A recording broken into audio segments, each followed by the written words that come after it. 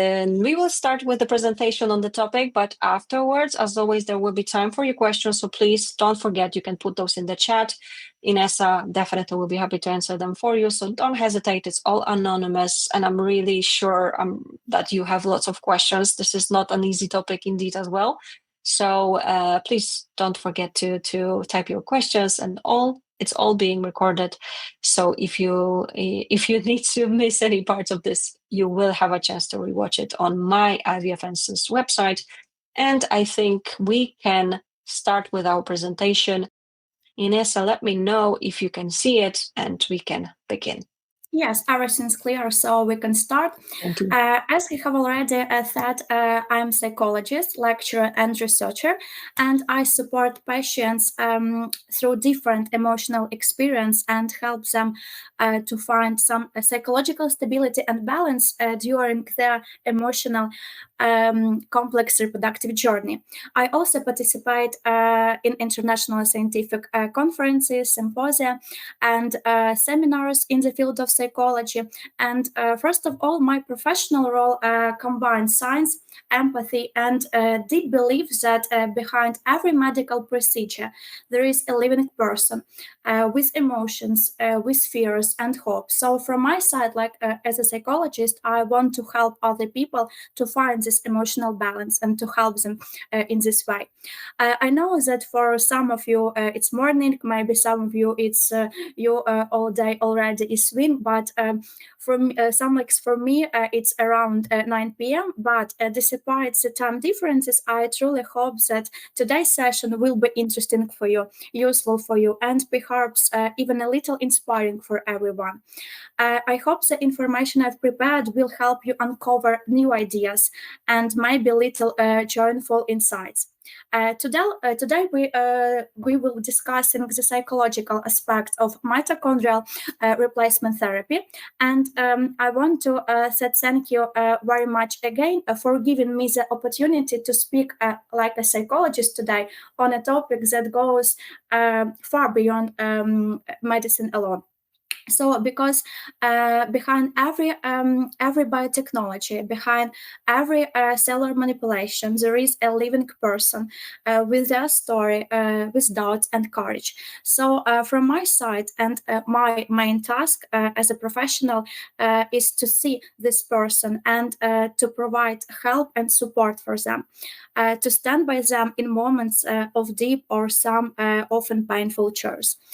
So, let's continue and start about some short explanation about mitochondrial donation or mitochondrial replacement therapy. It's really a new modern reproductive technology that allows women with serious mitochondrial disorders to have a healthy genetically related child. It's often called cutting edge technology, and from medical point of view, it truly is.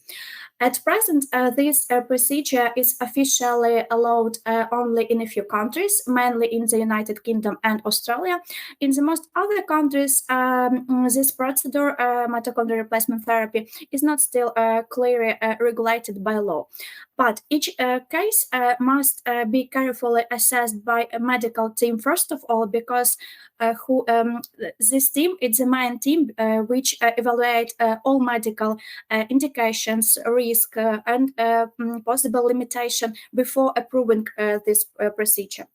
As a psychologist, I try to provide emotional and psychological support to patients. We talk about what this step means to them, or a question about identity or motherhood totally, and for example, how to stay emotionally safe and stable during this process. I also work with egg donors who might take part in our side donation programs too. Together, we also discuss their role, their motivation, their emotional experience, because it's really important when we are talking about infertility treatment totally too. These programs are anonymous for some donors, though it's meaning that donors donor's personal information is not shared in this program because really some donors choose to help anonymously. They want to do something kind, but at the same time remaining unknown to the recipient family. And from a psychological point of view, it's not only about science. It's about identity, about motherhood, about emotional safety. So when a patient faces this decision to start infertility treatment, they don't only think about biology. For example, often woman asks herself, "Will my child really be mine?" Or "What will people say?" Or "How will we feel? How will I feel? How will I feel? Sorry, when I hold the baby." And when we start this conversation with them, these questions are not scientific only. There is the heart for me and for patient also too. Let's move on, and I want to discuss with you why really we speak about psychological theory and why psychology matters. Because when we spoke about mitochondrial replacement therapy, is not about creating life only. It's also about coping with loss, with change and hope at the same time. Behind every embryo, there is a woman who maybe lost something. For example, her confidence in her body, her genetic connection. Sometimes it's maybe even of her a sense of self. So when medicine gives her a new chance, new opportunity, psychology must help her emotionally accept this new way to become a mother. And this where the emotional journey begins. And I need to stay here with her or with couples also, because this journey from loss to acceptance and from fear to connection. When we look forward, I want to discuss one more sensitive moments is the loss of a full genetic connection. When we spoken about infertility treatment, because many women quality struggle with the thought the child won't carry all my DNA. Will I feel the same love? It's really very popular questions around women. It's really true, because this fear doesn't mean she's cold or selfish. It means she's human first of all. And when I speak about our psychological mechanism, which we use in therapy, we really hear the words, and when I hear from a woman these questions, I want also remind her motherhood is not coded only in DNA. It's written in care, in daily presence, be fully passed on. So that's why grief must be recognized, not ignored, because for a woman or man, it's really important aspect when we talk about donation program, or when we talk about mitochondrial donation too, because if we skip this aspect, it can later appear as a guilt, for example, as a detachment or emotional distance from a baby reach birth. And when we spoke about one more important question, I want to stay on this slide and discuss with you the new offensive aspect, which we knew from media. Is three parents baby label. This phrase showed up in the media and really quickly became popular, but it often creates some confusion, shame, or even stigma. So imagine a woman who really finally made a decision to go through, for example, mitochondrial replacement therapy. She really feels brave, first of all, and hopeful. And then, for example, she opens an article that says, "Three parents baby born." For her, it's not a scientific term. It's a painful reminder that maybe others might see her family as a different, but it's not true. As psychologists, we know that language really shapes identity. So when the story is told with sensational or some inaccurate words, it can really deeply affect how a person perceives herself and her child. That's why part of our role is helping women and couples reclaim their own narrative and start to describe their experience in a way that brings uh, dignity, not a shame, really. Um, Another common feeling is need for control combined with a fear of the unknown. Couples often say, for example, we are stepping into something completely new. We don't know what to expect. In psychology, we call this the tension between trust and uncertainty. The human brain really doesn't like unpredictability and creates anxiety. But reproductive medicine, especially innovative technologies, always contains a degree on uncertainty. And during consultation, I sometimes ask my patients, what would help you feel more in control right now at this moment? Usually, people don't need perfect answers because they need information, they need transparency and emotional validation. When couples understand that control is not the same as safety, they start building, for example, inner stability, not through full predictability, but through emotional readiness. Now let's look at what happened inside the couple. When we speak about mitochondrial replacement therapy, is not only just her story. Sometimes it's their story. So the woman may feel guilt, shame, or impact to make the right choice. The man may feel helpless, excluded, or unsure how to support her because it's really too important for him too. And both often carry silent stress. It's maybe more difficult questions where we discussed a conversation between man and woman in couples. So they trying to protect each other from worry. One couple I worked with said we stopped talking about it because every conversation ended in tears. Uh, why is this happened? Because silence often becomes a defense, but also a distance. That's why couple therapy and joint session are so important in this process. Because when we start talking, we understand each other better. So in this case, couple therapy and joint session create space where both can share their fears, not to solve them like instantly, but to feel less alone. Many women describe the process as emotionally exhausting. They say things like, for example, "I'm the reason we have gone through of all of this," and maybe "I'm tired, but I cannot stop. I need to continue because I want to become a mother in future." These feelings of responsibility mixed with fatigue and is a common in reproductive journeys. Women often carry not only their own emotions, but also their partner's hopes, the expectations from of the family, even the unspoken pressure of society.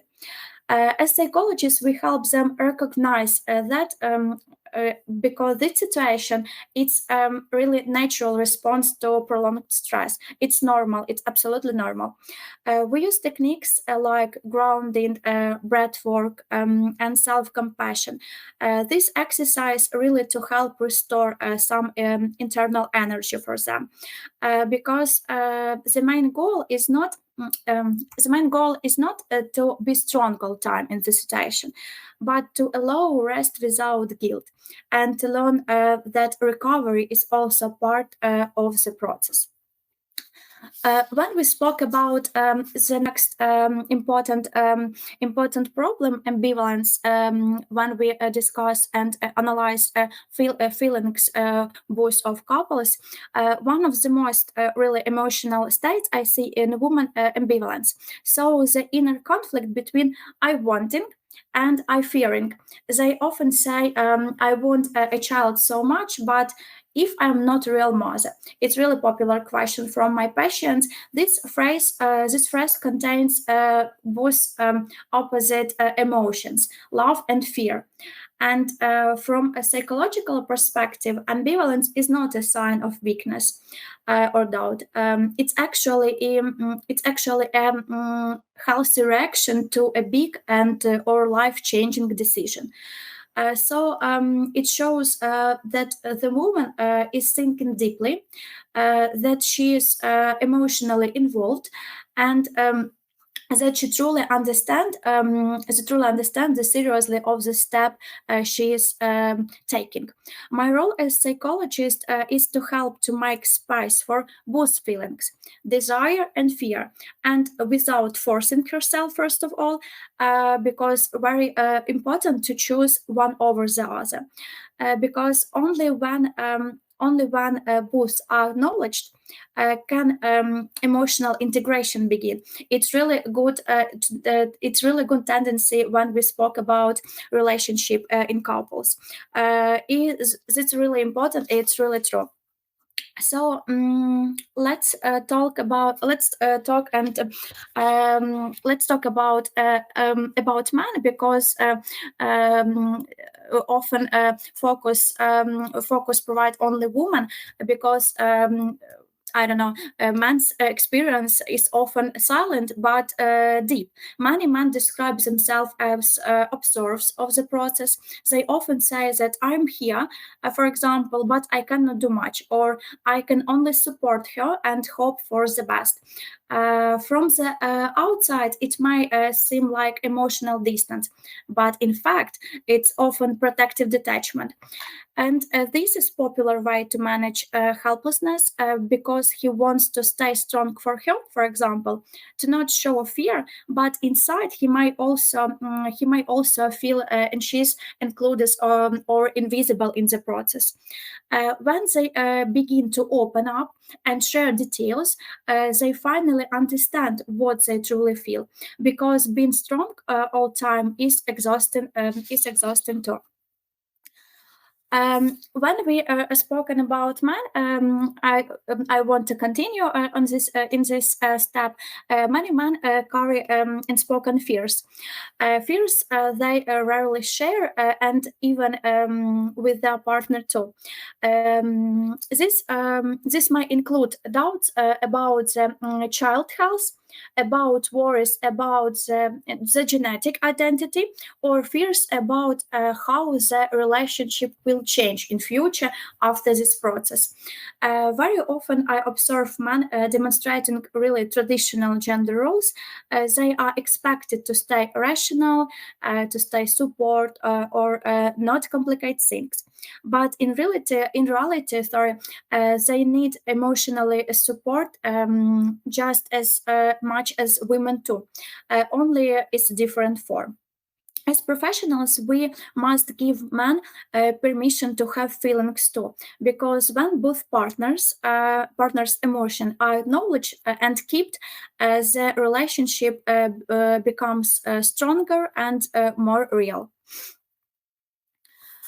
When we talk about emotional impact of women, first of all, I want to say that it's often mixed of loss of genetics, guilt, fear of judgment, and sometimes a sense of loss bioenergetic separation, because it's the feeling that the natural connection between body and child has been changed.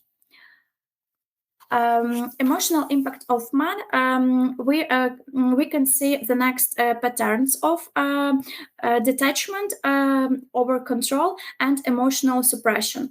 Both are coping mechanisms. We though there are ways to survive emotionally when the situation, for example, feels bigger than their inner potential. In therapy, we help couples recognize these strategies because it's important to open up your inner potential to find powerful and keep your mind in balance. It's really very important. The next step, it's how we can share psychological burden. The emotional part of infertility treatment is shared, even if we cannot always see it. The couple might look strong and calm on outside, but inside they can feel stressed or tired or a bit distant. One of the most important things to say is you don't have carry this alone. Why is this important? Because psychological support in this on this step really important. It's not about fixing some issues. It's about creating a safe place for couple or woman or man. When we spoke about psychological help and how we can support and help couples in this infertility journeys, we really need to create some emotional landscape, and in this step, I want to talk in how we actually can help. Psychological support is essential before, during, and after the processes of treatment. Our task is not to promise that everything will be easy. The main point to make sure that people don't walk this path alone. Our support start with presence, though we must being there, listening without judgment, for example, and naming what's often happen unspoken. Sometimes one friend cries, for example, what you feel is normal, it's okay, can reduce a woman's anxiety or man's anxiety more than an hour explanation. The first level of help is psychoeducation. So we explaining what the process really involves, not only medically but emotionally. When we speak about emotionally more, it's really very important. It's true that fear often grows from the unknown, and when couples understand what expect, their anxiety decreases and trust increases. I often tell them, you don't need to know everything today or now. Let's take it step by step. This really helps them stay grounded. For doctors, embryologists, nurses, psychologists, psychoeducation is also a really powerful tool. Because when you explain not only what will happen, but for example why and how it might feel, it help to create emotional safety. In that moment, you are not only a medical expert, you are a part of their psychological support system. And for couples, for man, woman, really important this psychological system. Let's move on and talk about some psychological techniques which we use. One of the most popular touching techniques I used is called letter to the future child. I invite patients to write a short letter to their future baby. It is not a symbolic act, but as a tool for reflection, first of all. So they write about their hopes, their fears, why they choose this path, or what kind of parents they want to be. So they don't need to focus on the procedure itself, but on building new emotional connection. Sometimes this latter becomes a turning point. For example, a woman who said, "I'm not sure, I'm ready," and the end, she's start writing, "Dear baby, I've done everything I could to bring your safety into this world," etc. And in this moment, really feels really finds some peace for her. The next and more important is family session. Because family and couple sessions are vital. They allow both parents to share, for example, their expectation, doubts, and emotional needs in a structured, safe space. During this session, I often focus on emotional synchronization because it's helping partners see their pain, see for their fears, but very important when then start to discuss this problem, because when they only analyzed it not together, it's not really to help them to find some solution in this difficult situation. For example, when a man becomes distant, it's often because he's scared to add pressure. When a woman cries, sometimes it's because she feels alone in this process. And when they see the dynamic clearly, in that time, really empathy naturally returns, and really partners start to work about this problem and start to find decision when they want to help each other in this process. The next one, and very popular in psychology, it's body-oriented work, therapy, in such emotional charge process, because we know the body also remembers. Why body-oriented techniques are so important. For example, grounding, breathing, relaxation, emotional release. Through body work, women reconnect with their physical self, and with the part they might have been rejected during infertility. So when you start feeling anxious, there are some simple things you can to do help yourself. You can take a few slow, mindful breaths, move your body gently, or even just put hand on your heart. This little action help your body and mind reconnect. And when your body starts to feel safe, your mind, soul can finally really take a rest. Um, let's move on and speak about acceptance meditation, because another gentle but powerful practice. They help normalize emotional complicity, because both sadness and joy can exist together. In this meditation, I often invite women to repeat silently, "I am enough, my past is unique, my love is real," for example. These simple affirmations help release self criticism and guilt. And it teaches compassion not only toward others, but toward oneself. Sometimes we use the narrative rewriting technique. It's helping a person reframe their story. Instead of "I caused this problem," they learn to say, "I took responsibility and found a way to bring life." So rewriting your story doesn't mean you are ignoring the pain, because the pain is real and it matters. We understand that, but when you give it meaning, it starts to transform. So when you notice guilt turning into gratitude, or shame turning into strength, that's really then the healing can begin. And the more you allow this process, the more you start to feel lighter and stronger inside too. And one delicate question families often ask me: It should we tell the child about our infertility treatment, and if yes, when and how? Really, there is not a single answer. But psychology teaches us that truth, when told with love and simplicity, doesn't harm. It's build trust.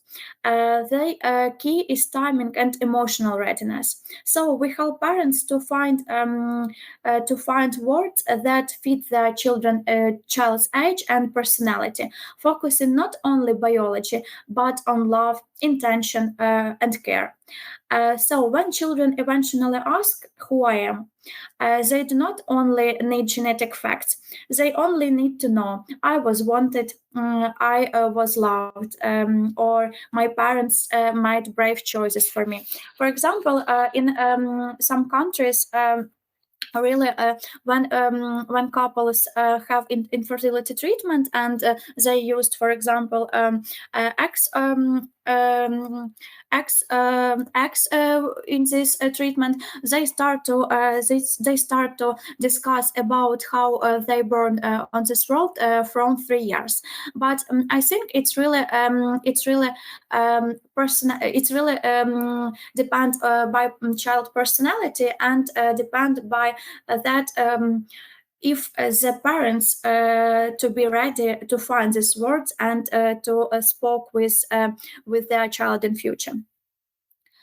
The next one, the role of psychology. The next one, it's the role of psychologist, um, and uh, and every professional involved is not fixed, but it's really very important to be witness, to hold space for grief, confusion, hope, and transformation. Because for doctors, nurses, embryologists, really your words, your tone, presence matter deeply for patients. When a patient sense a calmness and empathy in your voice, they feel safe. So you become not just a provider of medical care, but a co-regulator of emotions. In emotion complex processes like mitochondrial replacement therapy, the medical and psychological field meet each other, because true healing always involves its body and our soul. It's really true. And very important, and I want to summarize some information. If we look beyond all the science protocols, some technologies, we will see the same universal truth. Behind every medical story, there is a human story. Mitochondrial replacement therapy is not only base growth medicine; it's also about maybe test of empathy for all of us, because every procedure, because every consultation, every heartbeat on the monitor belongs to someone who is scared, tired, hopeful, and brave. It reminds us that our true professionalism lies not in perfect knowledge, but in how present we are. Both parents need to be seen, not just as patient, but as people who really need caring and responsibility. Their future child will not only inherit DNA, but also the emotional atmospheres that surrounding their conception, the tone of voices, the warm touch, the quality of presence. And that's why every small moment matters. My task as psychologist is not only to make life possible, but to make it emotionally safe. Because the future of medicine really be measured not just by how many children are born, but how many hearts stay whole. And finally, I want to remember all of us that every embryo carries not just cells; it carries a story, a hope, and a heartbeat of love. Every parent stepping into this journey is rewriting the story of courage, and every professional sitting here is a part of the story. So when medicine and psychology walk hand in hand, miracles become not expectation, but the natural outcome of compassion. I deeply value this space where we can share knowledge, support, and kindness. I wish you all of us, all of you, inspiration, professional growth, and I really believe that my speech today brings you something good in your life too. From my side, that's all. Thank you very much for your attention. And Caroline, I'm finished with my presentation.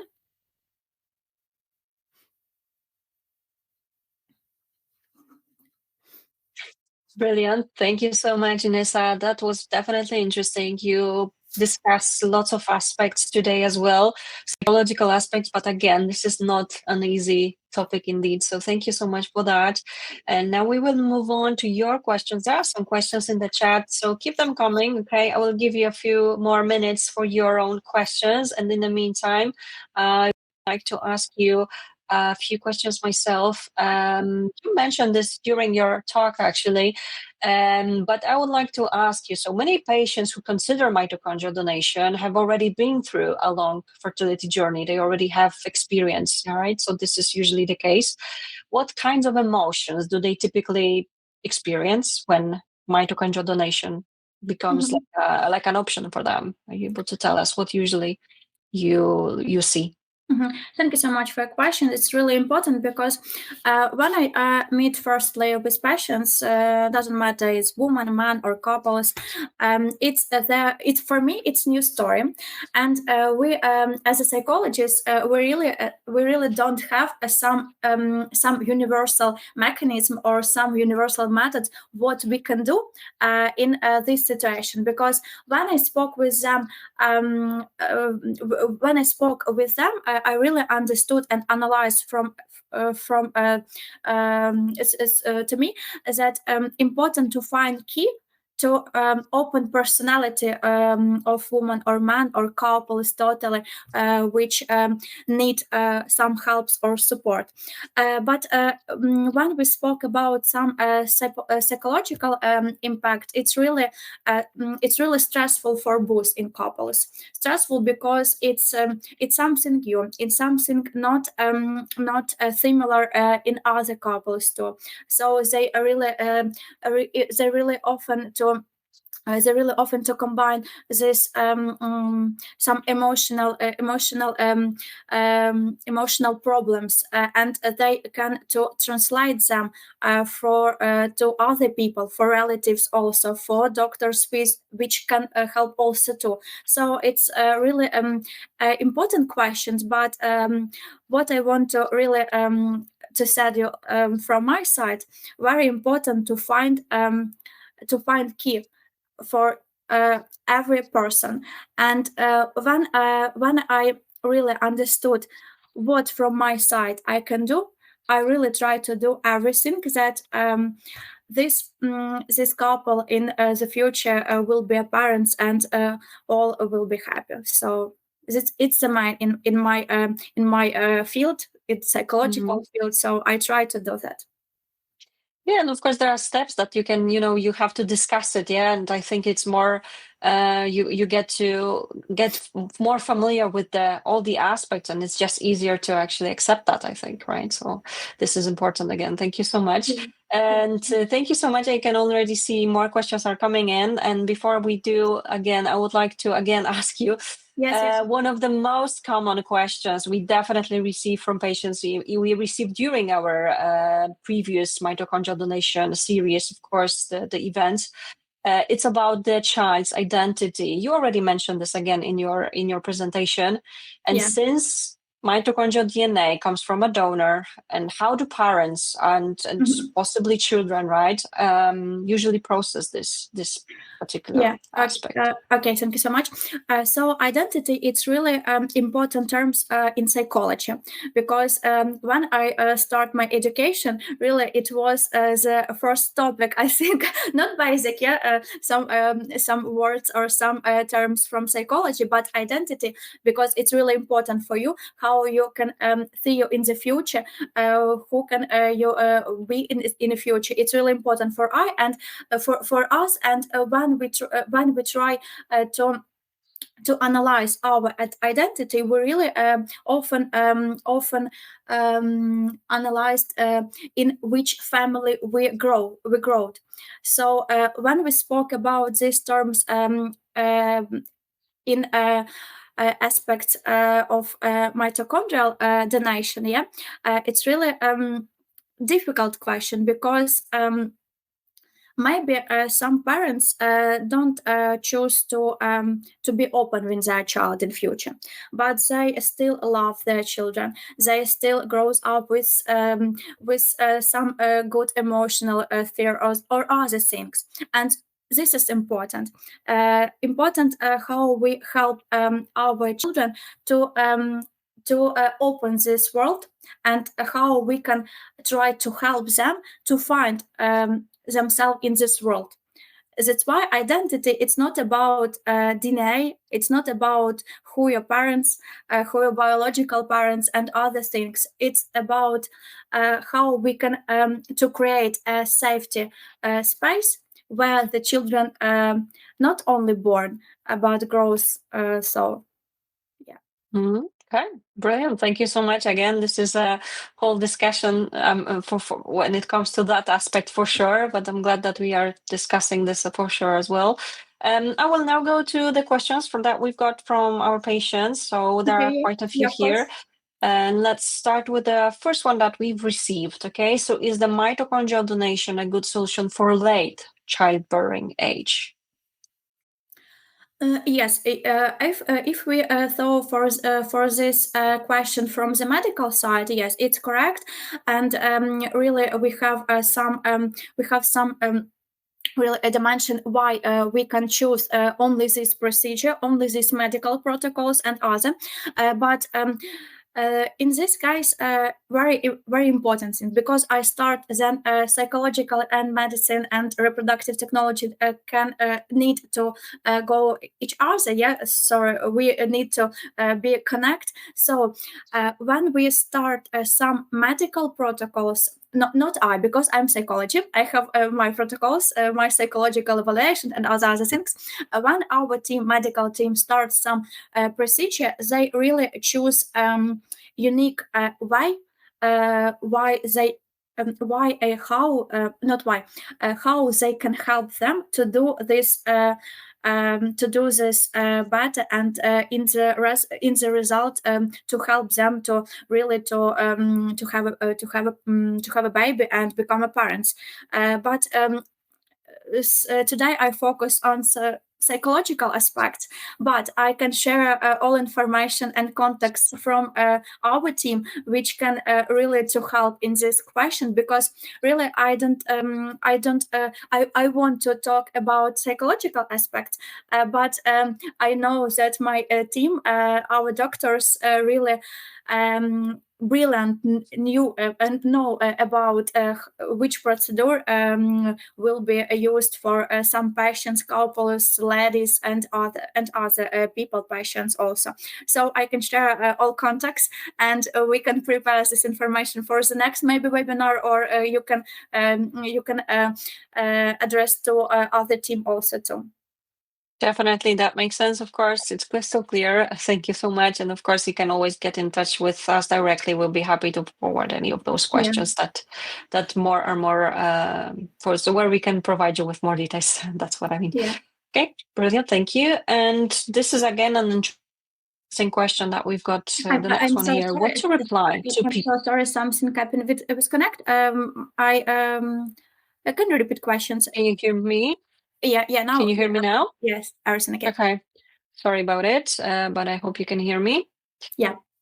What to reply to people, friends, doctors, family members who are critical of this 3-parent DNA baby idea?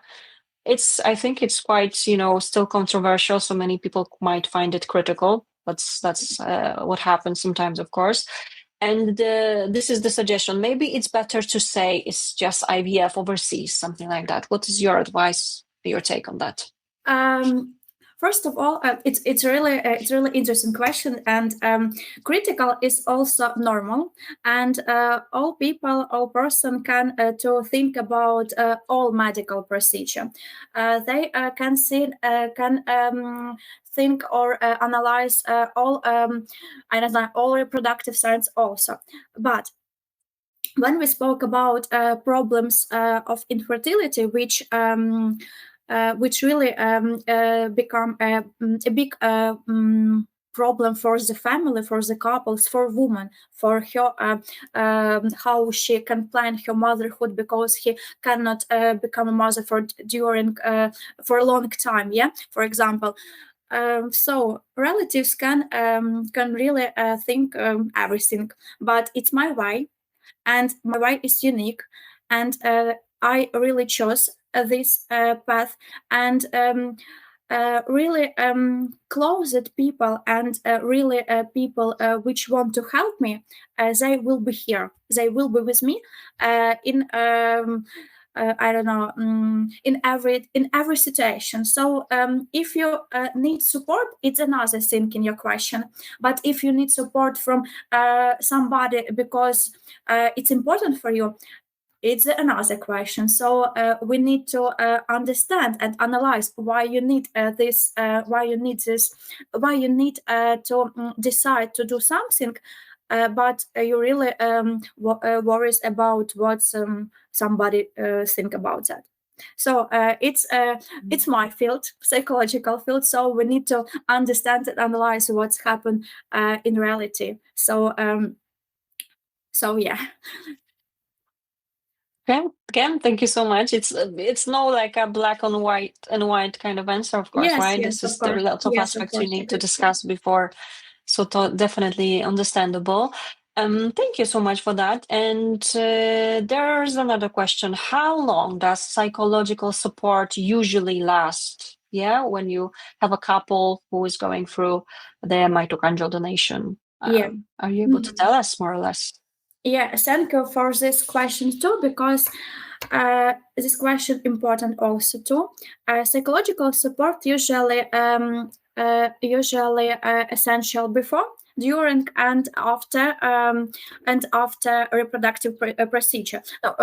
If they have some infertility treatment for a long time, for example. But for some people, really need just a few sessions on now. Max 5 session. But when I met a patient, and when I analyzed some psychological aspects of their personality, of her personality or his personality, and I thought that we need more. So our patients said me, Ina, we need to continue because some problem or difficult situation is still stressful, still stressful me. So we continue. And max, in my experience, it was for 2 months. 2 months, yeah. So, but yeah, but it's really an individual story. It's not a problem to do more on less, so it's not a problem. Yeah. Right, of course. Every couple, every patient is different, right? So needs Yes, yeah. yes, of course. And actually, there is you already mentioned that, but there was another question like, are there common signs that a couple needs more intensive therapy, right? So I guess during the sessions you are able to see that maybe we need more sessions to discuss this more thoroughly. Yeah, because I spoke about that in my presentation, because really important joint session when both partners can be present, because we need to discuss what's happened with the couples. We need to understand what we can do for woman or man in this situation. If we I thought I really want to speak about example couples, yeah, because for when we speak about single woman or man, it's a different story. But this joint session really very important, because once they start conversation and start to communicate, about this problem. It really helps us to understood from psychological side what we can do, and we can analyze step by step our psychological protocol and do everything that decides its problem. So in this case, it really helps joint session, family session. They are vital, yeah. Okay, Ken, that makes sense. Thank you for that. Okay, next question that I have here. Have you ever seen any side effects or delayed problems in children who are born through MRT? And how do the parents live with the guilt or are able to handle this in the future? This is the question. Thank you very much for questions. As a psychologist, I work only with patients and with patients who start and finish infertility treatment, and I work with egg donors, sperm donors, surrogate mothers. So I don't have experience with this impact. I'm sorry for that. Okay, that's clear again, I think. So thank you for that. And let me just check.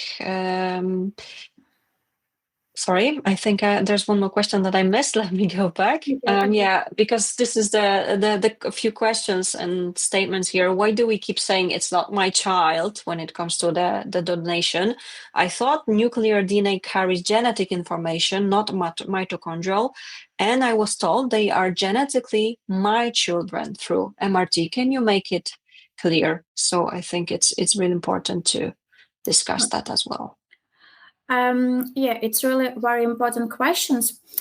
And when we spoke about really genetically connection, and if it's important for patients, also for women, also because she wants to feel this genetically connection. And really, I have experience where women said it's really difficult for me. I want a baby, but it's difficult for me to choose some procedure or some I don't know, some treatment where I can use for example eggs and or sperm from donors, because I lost a genetically connection and it would not be my child in the future.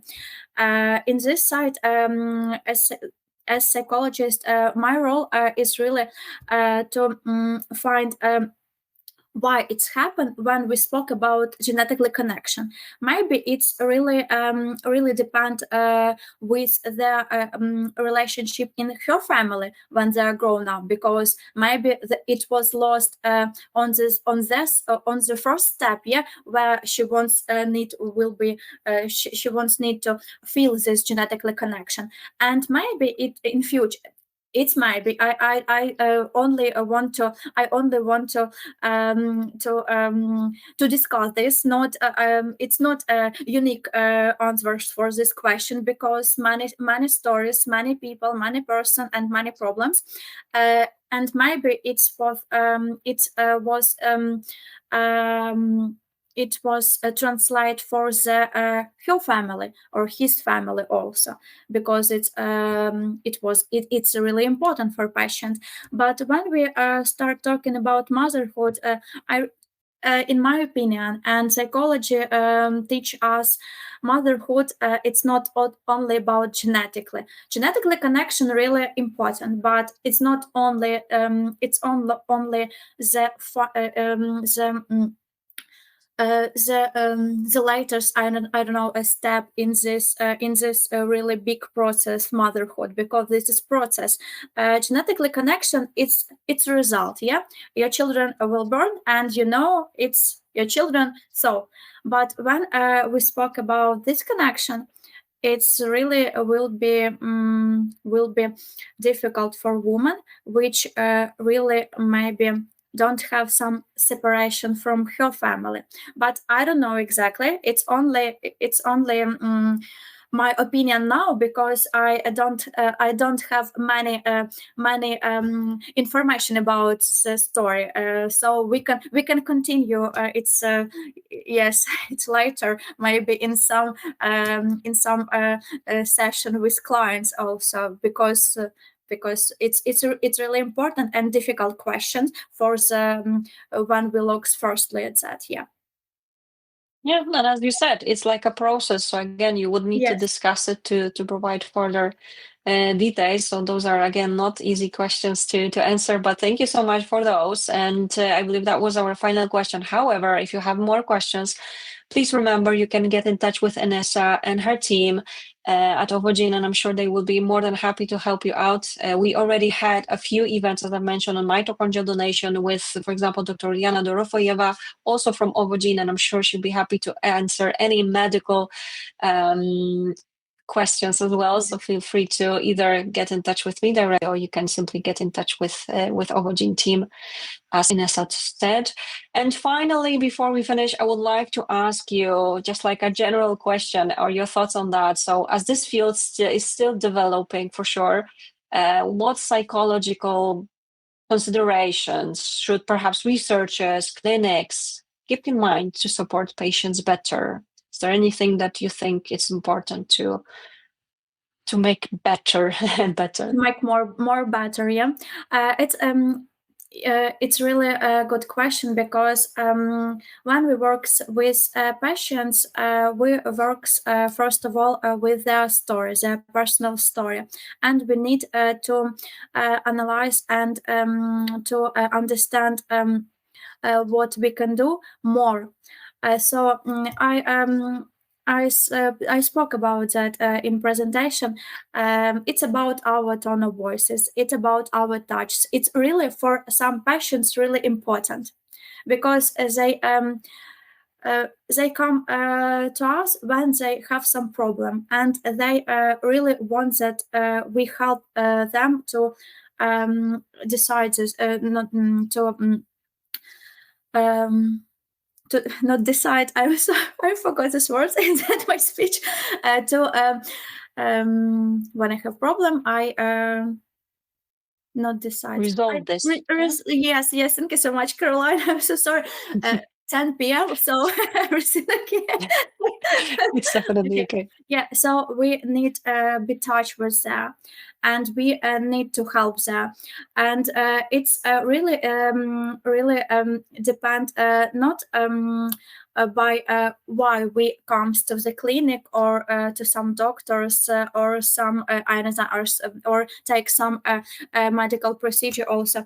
It's really belonging to how we can help and feeling patients from when we start from doctors and nurses, coordinators, because when we work with patients, really it's really big work from other department, yeah, and we need to work together every time, because we need to do everything from my as psychologist. From my side, I do everything. A doctor from her side do everything. Embryologist from her side, and all we believe is that everything will be good in the result. But it's really very important when colleagues works together. I want to discuss why, because when I plan session with patients and I don't know on what step by medical by medical process they are, I cannot plan the session, because maybe something happens, or something goes wrong, or something happens, and really doctor said me, Ina, we need to discuss this, and you need to know about that. And only this together work, only this team's work can help us to do our work more better. And I think all of us trying to do this, because thanks for your community. We really can support our patients, and support all members of our team too, because they need to feel some psychological support also from their side. So Thank you. Thank you. Then, of course, I couldn't agree more. This is always a team's effort because there are different aspects that every patient does definitely needs to go through, and of course, the team needs to work on different aspects just like that. So thank you so much for that, and thank you everyone for your questions. And as Ina already mentioned, if you have more, you can get in touch directly with the Ovogene team. I'm sure they will be happy to help you out. That will be it for today. I do think it was useful and interesting session, and there are many aspects we could still discuss, but that will be it for today. I'm looking forward to some more events on this topic. This is definitely interesting, and as we've mentioned, it's still developing, so I'm sure there will be some more things to discuss rather sooner rather than later. So thank you so much, everyone. Have a lovely evening. We will be back tomorrow with some more events, and tomorrow we will talk about endometrial receptivity. So if this is something you would like to find out a little bit more, you can go to myivfances.com and you will find all upcoming events right there. Inesa Stetsenko, a psychologist at Ovogene, has been our guest. Thank you so much, Inesa, for your time. Have a lovely evening and take care, everyone. Bye. Thank you so much, too. Bye. Welcome to